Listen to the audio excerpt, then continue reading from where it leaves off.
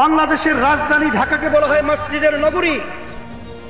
এই দেশের ভিতরে বুলন্দ আওয়াজ থাকবে উলামায়ে কেরামদের, ইমামদের, খতিবদের।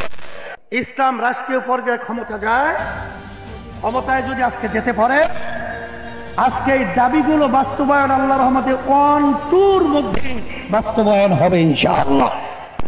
আলহামদুলিল্লাহ, আজকে আমাদের এই মজলিস বাংলাদেশের স্বাধীনতার পরে এইভাবে ইমাম, খতিব, সম্মানিত তাদেরকে নিয়ে সর্বপ্রথম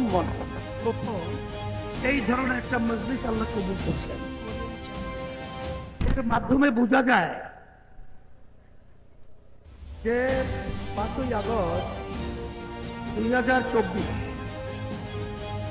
বাংলাদেশে যে অভ্যুত্থান হয়েছে, এই অভ্যুত্থানের মাধ্যমে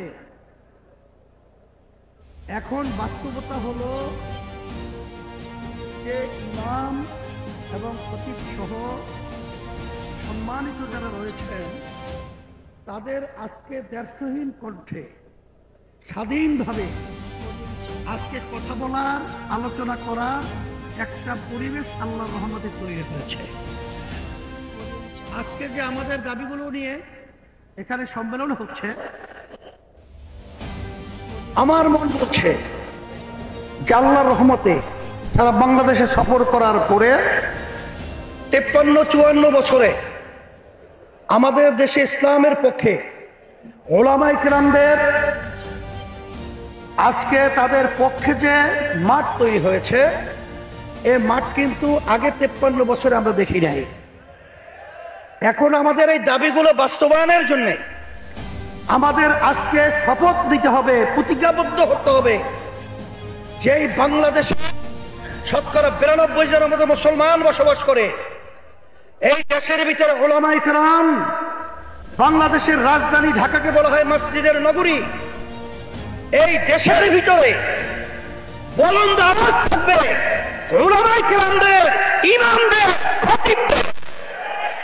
এই দেশের মধ্যে আর নাস্তিকতা এবং যারা নাকি বিশেষ করে ফ্যাসিস্ট, খুনি, চাঁদাবাজ, এদের তদন্ত বাংলা জমিনে শেষ।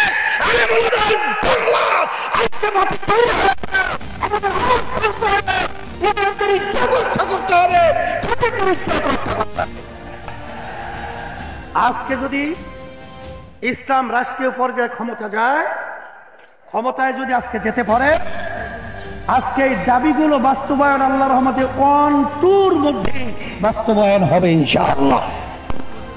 আর আমি যেটা লক্ষ্য করেছি, যদি আজকে আমরা একতাবদ্ধ হয়ে ইসলামের আওয়াজকে আমরা বুলন্দ করতে পারি, তাইলে বিগত দিনে আমাদেরকে যারা বারবার বোকা পেয়ে ধোঁকা দিয়ে আমাদেরকে ক্ষমতার সিঁড়ি হিসেবে ব্যবহার করে, বারবার ওরা যে আমাদেরকে নিয়ে যে অপমান অপদস্থ করেছেন, আলেম ওলামাদেরকে, ইমামদেরকে যেভাবে নির্মমভাবে বিভিন্ন কেস, মামলা, হয়রানি, গুম, খুন, এটা আল্লাহর রহমতে আর দেখতে হবে না।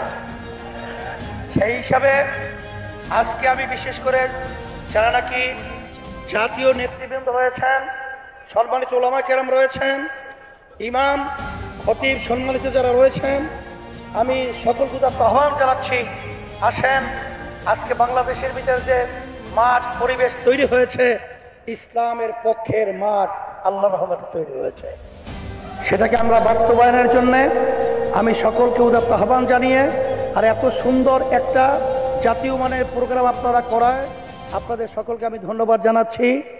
আমিও আপনাদের সাথে আল্লাহ যদি কবুল করেন খাদেম হিসাবে আপনাদের এই দাবিগুলো বাস্তবায়নের জন্যে আল্লাহর রহমতে আমরা চেষ্টা করব। আল্লাহ কবুল করুক। সবাই ভালো থাকেন। আমি দোয়া করি, দোয়া চাই আল্লাহ যেন আমাদের সকলকে দুনিয়া বা আখিরাতে সর্বদিক থেকে কল্যাণের ব্যবস্থা করে দেয়। আখির দাওয়ানা আলহামদুলিল্লাহি রাব্বিল আলামিন।